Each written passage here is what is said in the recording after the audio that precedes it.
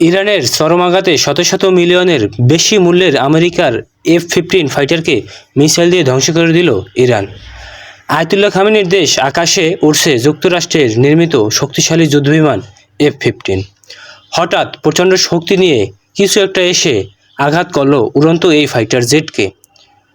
সাথে সাথে আগুন জ্বলে উঠেছে আমেরিকার অহংকারী ফাইটার এ। মুহূর্তে এই মাটিতে বিধ্বস্ত হল আমেরিকান যুদ্ধবিমান F-15।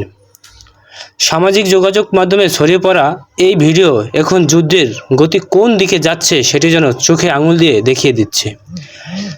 এই ঘটনা ঘটেছে কুয়েতের আকাশে। সোমবার সকালে এই তথ্য নিশ্চিত করেছে আন্তর্জাতিক গণমাধ্যমগুলো। দেশটিতে বেশ কয়েকবার ড্রোন এবং মিসাইল হামলা চালিয়েছে ইরান। ইরান দাবি করছে যুদ্ধের তৃতীয় দিনে মার্কিন F-15 যুদ্ধবিমানটি গুলি করে ভূপাতিত করছে তারা। সামাজিক যোগাযোগ মাধ্যমে যুদ্ধবিমানের ভিডিও ছড়িয়ে পড়লেও এখন এটা নিশ্চিত নয় যে মার্কিন যুক্তরাষ্ট্রের নাকি ইসরায়েলের F-15 যুদ্ধবিমান থেকে পাইলট নিজেকে নিরাপদে নামিয়ে আনতে সক্ষম হয়েছে বলে দাবি করছে বিভিন্ন গণমাধ্যম। আরও একটি ছড়িয়ে পড়া ভিডিওতে দেখা গেছে জরুরি অবস্থায় একটি গাড়িতে অবস্থান করছে F-15 ফাইটার জেটের উদ্ধার হওয়া পাইলট। এ নিয়ে এখন পর্যন্ত আমেরিকা বা ইসরায়েলের পক্ষ থেকে আসেনি আনুষ্ঠানিক কোনো বার্তা। মধ্যপ্রাচ্যে চলমান ইরান যুক্তরাষ্ট্র সংঘাতের মধ্যে এই ঘটনা শোরগোল পড়ে গেছে চারদিকে।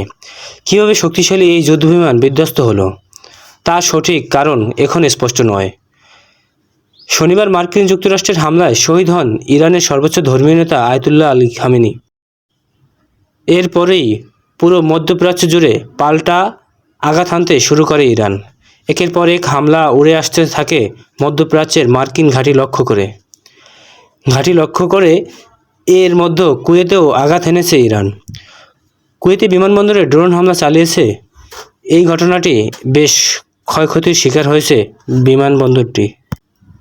পাশাপাশি শনিবারই কুয়েতে আল সালিম বিমান ঘাঁটিতে আঘাত হানে ইরানি মিসাইলের বহর। সেই ঘাঁটিতেও বেশ ক্ষয়ক্ষতির খবর দিয়েছে আন্তর্জাতিক গণমাধ্যম।